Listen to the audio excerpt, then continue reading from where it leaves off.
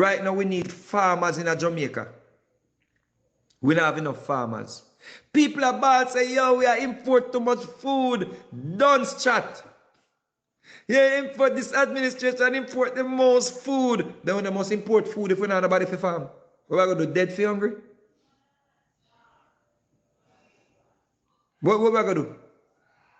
Everybody that, oh, yo, we need more produce. The people them not a farm, have to farm their land. Have to reap the crops. Yeah? And that we need to encourage. Because anytime the Chinese them start farm, PMP are going to run with it, say, Chinese come take away farming. Anytime we start bringing some Cuban to come farm and some Philippines to come farm, because we not going to make, because we're not lazy, we not going to make because we don't want to elevate yourself, the people suffer as a result. So anytime the Chinese them start farm, a different story.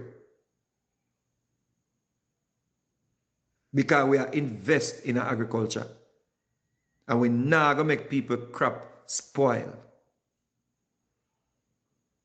We not gonna make the citizens dead for hungry in this country.